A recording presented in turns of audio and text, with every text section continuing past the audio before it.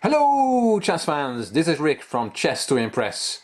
I made a video on a crucial game in the Kramnik-Leko match from 2004, match for the World Championship. Kramnik was the champion, Leko was a challenger, and Leko took the lead in that dramatic game. One viewer asked me, is it not true that Kramnik retained his title by winning a must-win game in the last game of the match? And yes, that was true, and I'll tell you about this game in this video with Kramnik's own comments, which he gave in the magazine New in Chess. Kramnik white, Leko black, the 14th game. The score is 7-6 to Leko. And here we go.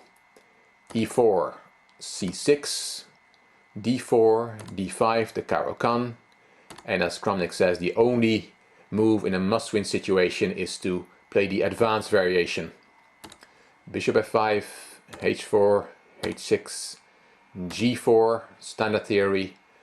And if the bishop goes to h7, that's not very good because of the e5, e6 push. And that's good for white. Leko knew that and played bishop d7 back. Knight d2, a novelty at that time to get out of the opening theory.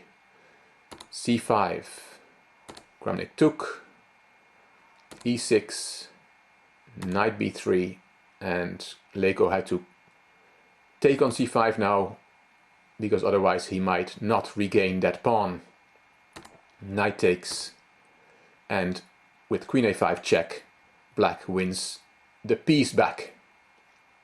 c3, queen takes, knight f3, knight e7, bishop d3, knight bc6, developing, bishop e3, hitting the queen, queen a5, queen d2, knight g6, and bishop d4. As Kramnik says, taking on g6 is out of the question.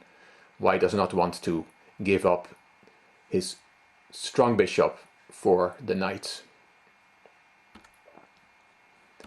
Knight takes on d4, c takes, and we go to an endgame. Queen takes, king takes. Kramnik says, I was not very happy with the situation as I realized how difficult it would be to win this endgame against a high-class player, and especially against Leko, who is famed for his ability to defend faultlessly in such positions. True, in a decisive game it is far more difficult to do this, and that is what I add, attacking is always easier than defending, especially when under pressure. Knight f4, rook ac1, and as Kramnik said, if Leko had taken on d3, then he would have been suffering because he has a bad bishop against the knight. And with the move h6, h5, he said Leko is trying to get a draw without suffering. Rook g1, bishop c6, takes on h5, knight takes back, and b4, a6, a4.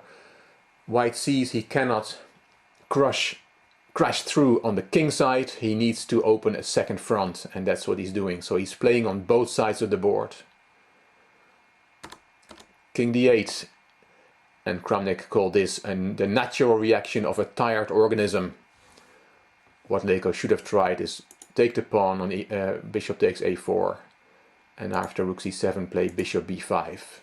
It looks very dangerous for black, but this is what he should have tried to hang on. Because now Kramnik gets the advantage. Knight g5, threatening knight takes f7, so bishop e8 defending the pawn, and b5. Black's position becomes critical. Knight f4, b6, a strong move to secure the square c7 for the rook. Knight takes, king takes, rook c8. Kramnik is not worried about more exchanges. He knows he's winning now. Rook c1 check, bishop c6 blocking, knight takes f7, attacking the rook, Rook takes h4. The material, black is able to keep the material balance. But look at the difference between the knight that goes now to d6 versus the bishop. The knight is jumping around happily. The bishop is just looking at his own pawn. King d8, rook g1, the most direct way to win. And here Kramnik said he had seen his move 4 moves later, the f2, f4 move, which wins the game for him. Rook a3 check, king e2, rook a3, trying to get some counterplay. Rook takes pawn, and there comes f2, f4. And the threat of f5 is decisive. Rook a2 check, king f3, rook a3 check, king g4, rook d3, and there comes f5.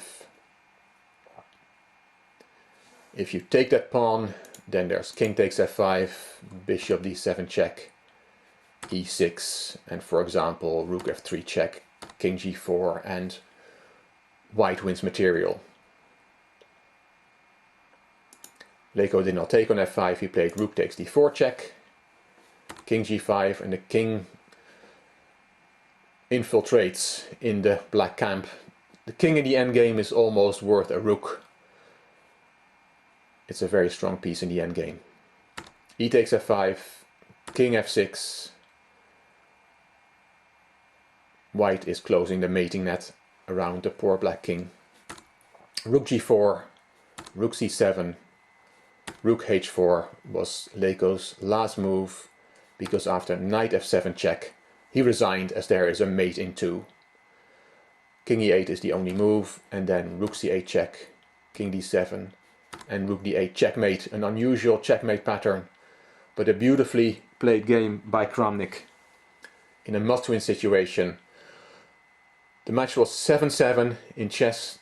At that time at least the champion had to be defeated, and if it was an equal score then the champion retains his title.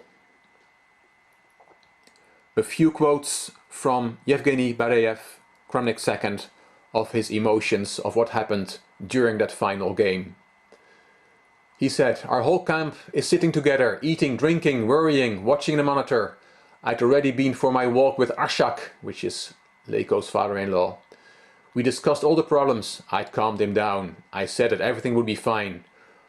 Your boy is cowardly, but he'll make a draw." At a later certain point, Arshak stopped talking to me.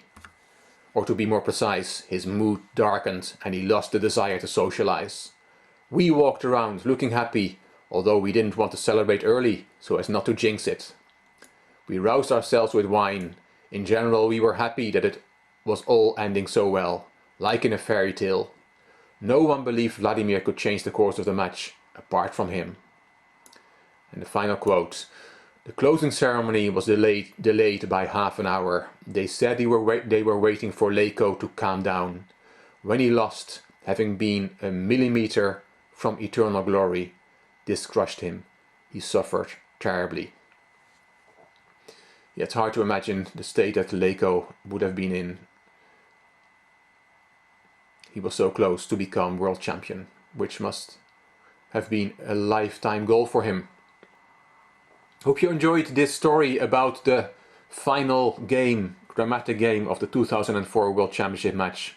If you did, please give it a thumbs up, please subscribe to my channel, and you can leave a comment if you want. This is Rick from Chess to Impress. Thank you for watching.